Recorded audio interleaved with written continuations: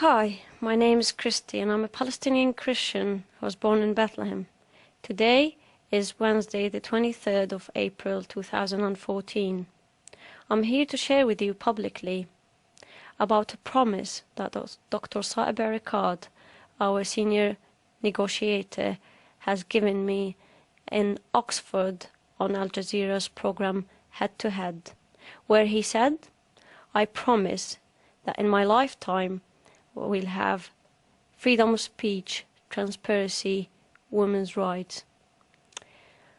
As a consequence of his promise, I decided to share my views, my political views, publicly. Therefore, I've done a university talk in Sweden, in Uppsala University, and it was published on YouTube.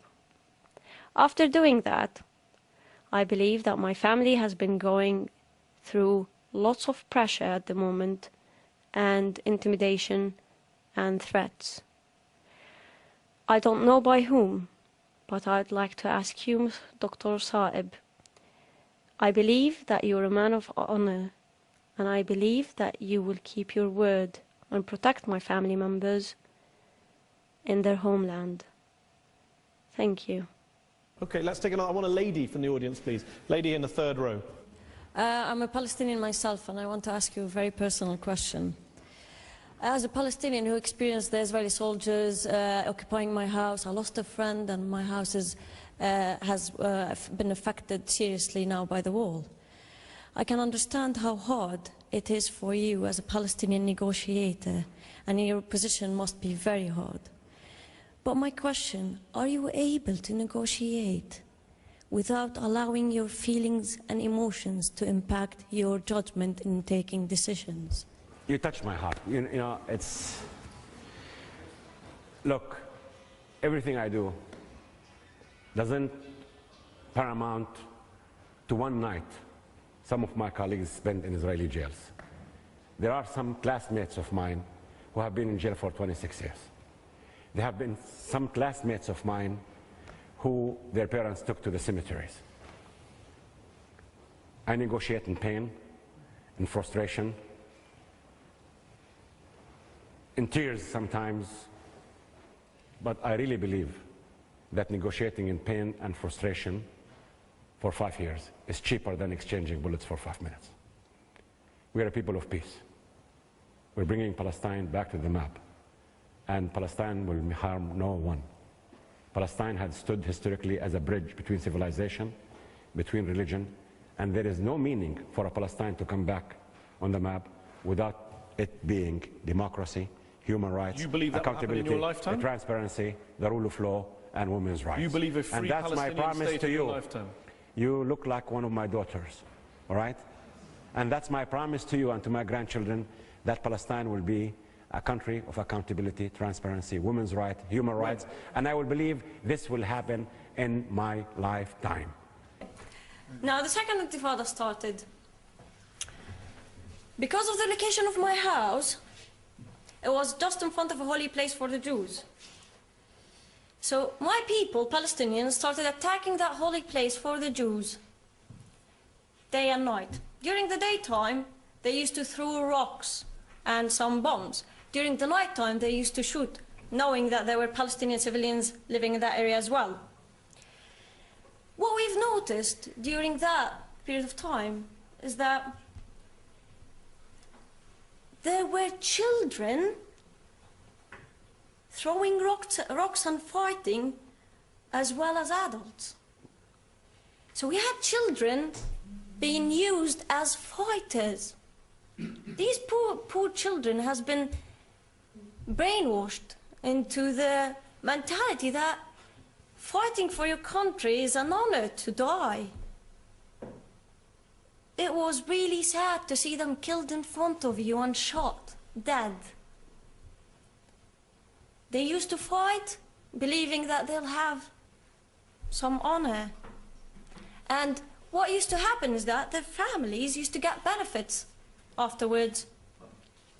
And, for example, Saddam Hussein, the ex-Prime Minister of Iraq, he used to give $10,000 for a family who has a martyr, and $20,000 for a family who has a suicide bomber.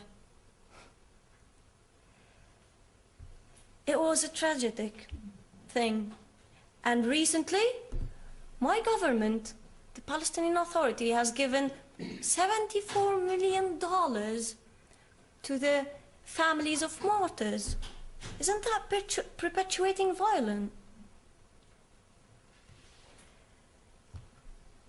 And sadly, as we can see, these are the reasons, and these are Palestinians themselves. They will tell you that these are the reasons behind why these people and why these children put their lives on the line of fire and die. And there's another group of them that believe, and some of them, sadly, they really believe it, that they'll find 72 virgins. I don't know about the number. I don't know if they'll be able to handle it. But they actually believe they'll find 72 virgins when they die. I hope they do, because it would be really a big loss when they found out that it's not the case.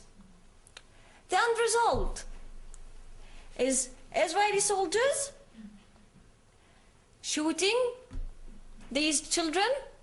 My government, the Palestinian government authority, was supposed to protect them according to Oslo Accords, protect these children, these people from attacking, and maintain public order, which is not there. And many of them get into Israeli jails. They get mistreated, they get beaten. And bearing in mind that these Israeli soldiers, some of them are 18 and 19 years old soldiers. So it's an accident waiting to happen. Putting these teenagers fighting against each other. Anyway, things kept getting worse in that intifada. And sadly, I lost a friend who was dear to me. She was 11 years old, and we spent 2 years as friends. And she was shot dead by the Israeli soldiers by mistake. She was in the wrong place, wrong time, and wrong car. There was a jeep of soldiers waiting for a car for wanted people, and her family car was in front of the car of the wanted people, and it was identical, even the color. And the Israeli soldiers got confused, and they shot both cars, and they killed her.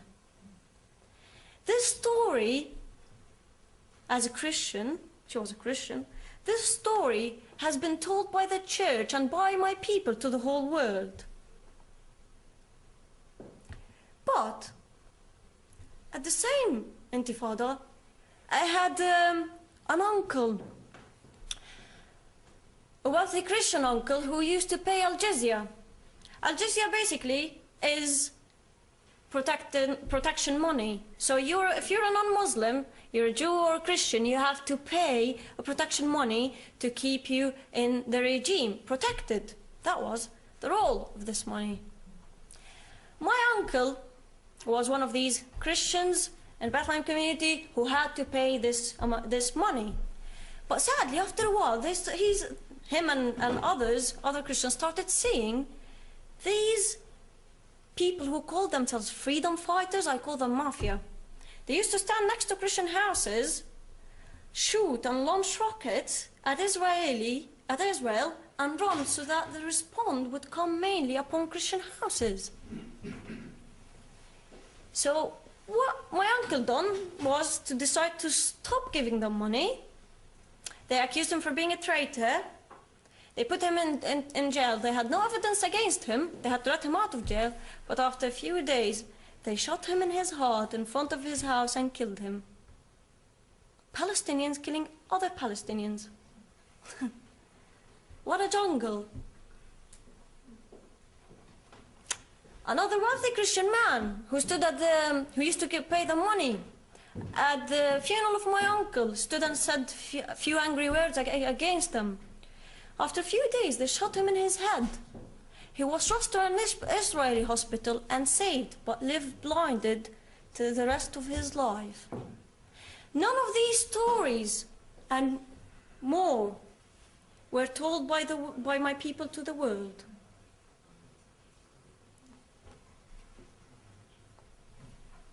At the Intifada, the number of Christianity started decreasing big time, sadly.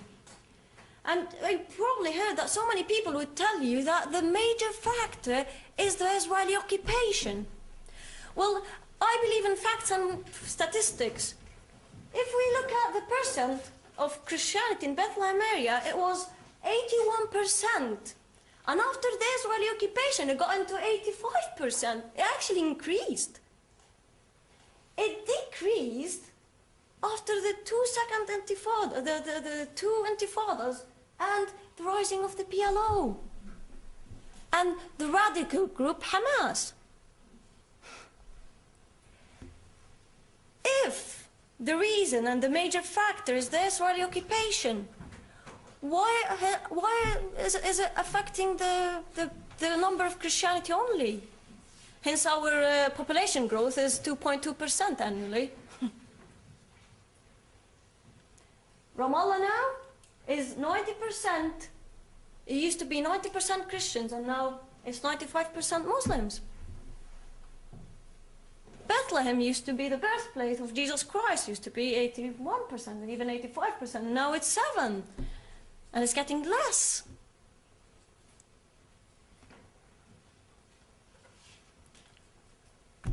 Things kept getting worse through that intifada. And a series of suicide attacks, deadly suicide attacks, were done by my people, sadly, against Israel civilians, and even killed Palestinians. These people used to put bombs on themselves and kill themselves and others. It was horrible. And what happened afterwards is that on the year of 2002, and it was Yom Kippur, it was the Passover in one of Netanyahu's hotel, a suicide bomb happened, a suicide attack happened, and it killed so many Jews. I don't remember the number. And after that, Israel decided to put the wall. I was young at that time, and all I remember was going to school and coming back, and one day, finding the wall surrounding my house from three sides, making it the only unique house in West Bank and Gaza with that particular situation. We lost our businesses, our life got destroyed, you know, having a wall in front of you, surrounding your house, in an isolated area. We have 4 cameras filming us 24/7. I used to joke with my family members, if you find your video on YouTube having a shower, no, it's one of these cameras. I hope they haven't researched it, but if you look at this picture, it's this is my house, and this is how far it is. It should have been closer, and I have a grandmother that can't walk properly, and it would have been an issue to get her into the house. But while digging to build the wall, they found the sewage pipes. So I used to joke we were saved by the sewage. They had to put it a bit further.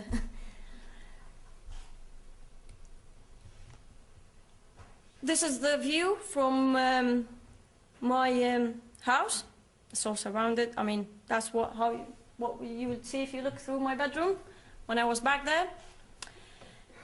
The wall was built on still on 8.5% of Palestinian lands, especially around Bethlehem area. And it took so many Christian lands, mostly. I have an auntie who lost lots of lands. But if you ask me a simple question now, if you were the Prime Minister of Israel, would you put that wall up? My answer would be yes, bearing in mind I was one of the most people who was affected by this wall. Because it stopped my people killing themselves and blowing themselves up from the first place. And I care for people, not for concrete.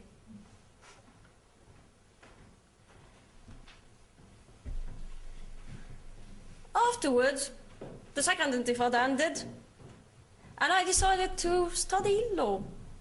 I was a law student back home, and I was studying about international law, freedom of speech, human rights, yet at the same time I was learning about our legal system. which is a very interesting combination. It's mostly based on what we call al-urf. And al-urf is a combination of Sharia and tribal law. And the tribal law we have is based on what we call the Bedouin culture. Now, the values of the Bedouin culture are what we call the 3 Ws. Woman, wealth, war. When I learned this information, I stopped and I said, I want to take a step back and look at the bigger picture as an Arab. Sadly, my people, and I'm devastated to say that, if you look at the regime now, and take the word woman, men can get married to up to 4 women there. Wealth, I have a corrupt government having the financial benefit out of the situation. They're loaded with money, and my people are suffering. After learning the amount of money we've been given, I should be rich. Each Palestinian should be rich. Well, war, if we don't have an enemy to fight against, like Israel-Palestine conflict, in 2006 in Gaza, Fatah and Hamas fought against each other and killed each other. Would fight against each other. Palestinians killing Palestinians. Tunisia, Algeria, Libya, Iraq, Lebanon, Syria, Egypt. My people have taken these values and expanded them and built on them. Our constitution is there, and it's a very good one, but it's never used because we have a corrupt government. Sabi Arkat, our senior negotiator, said, we have had killed Palestinians to establish one authority, one gun, and the rule of law. We invested time and effort. Well done, yeah. Well done. To kill Palestinians, our people. It's disgusting. Sadly, this affected my regime, my culture. There's no law, no order. One of the most things we face is honor killings. Women don't have rights there. In this market, this is a picture of a market where a woman has been beaten for 10 years by her husband, and after 10 years she had the courage to go to court and ask for divorce. After she's done that, her husband caught her in the market and slaughtered her. Women are treated as possessions there. Women, like you, like yourselves, you're not regarded as human beings. You don't have the freedom of speech or the rights there. I can tell you so many stories about young women being killed by their own families for honor killings. It has increased in the year of 2013, 300% last year. 300%.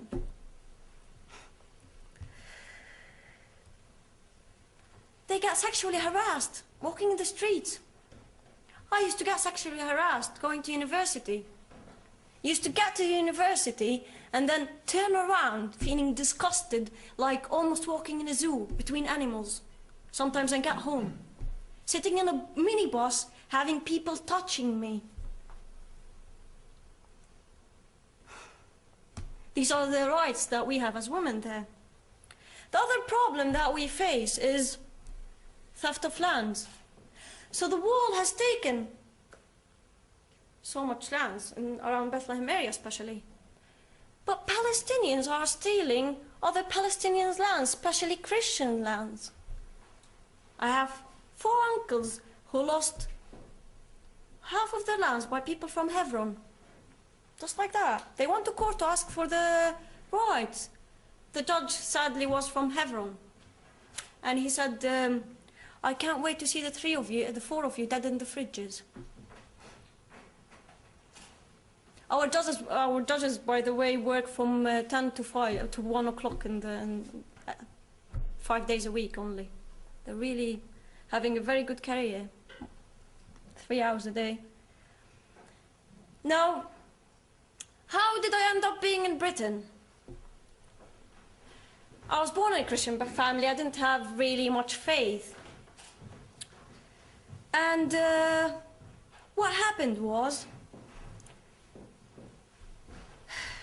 after I grew up, I came across this verse as a person who was born in a Christian family, who only read the Bible once.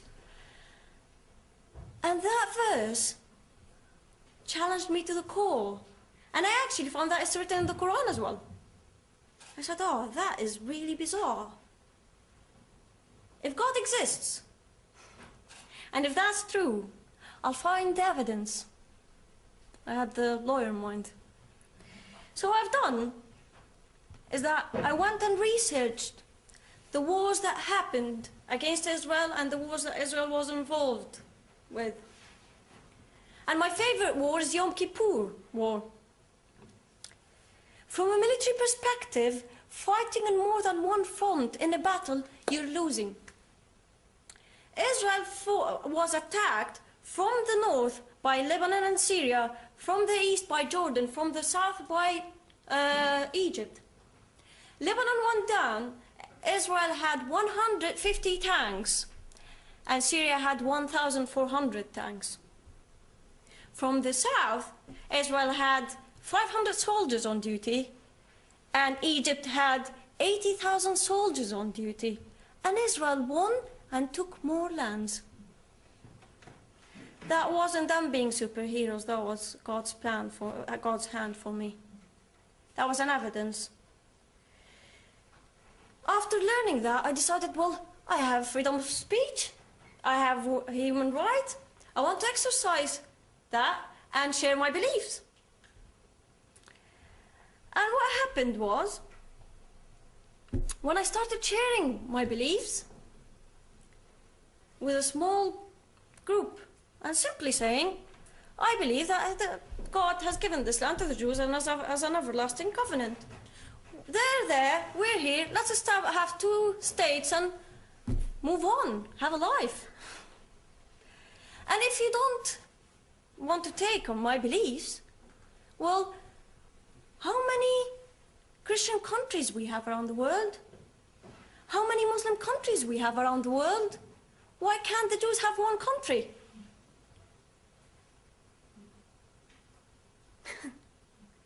A very simple take.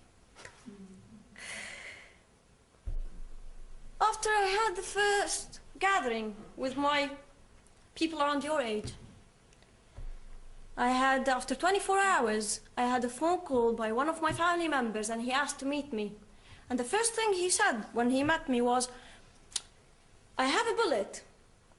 I have a gun. It's only a bullet. I'll put it in your head and end your life. You're playing with big fire here. You're gonna burn your family first before you burn yourself, and I was sent to stop you. After that, so I got threatened to be killed for sharing my beliefs and views. Well, Israel doesn't kill us or threaten us for sharing our views. Palestinians do. I was shocked. I was furious. I was angry. And then what happened was that I couldn't stop. I kept sharing my views. I'm a human being. I even went to Yad Vashem, the Holocaust Museum, to understand more about what happened to the Israelites. And when I put myself in their shoes, I was able to understand, not justify, understand why they have done and they're doing, why they are acting aggressively, why they're doing it in this way, because of what happened. There's always a reason why. And again, not justifying it, but they are being overprotective. Why? you suddenly understand why. Afterwards, I got persecuted. I was accused for being a traitor. It became dangerous for me to stay there. And I had to leave my country, and I went to Britain, and I was granted political asylum in 3 days because the case was an open and shut case. And this is my story. Thank you so much. Now, after you watched both of the videos and you've seen my point of view on the current situation of the Palestinian territory, I think you'd be interested to know that I've been threatened to be killed here in England. Thank you.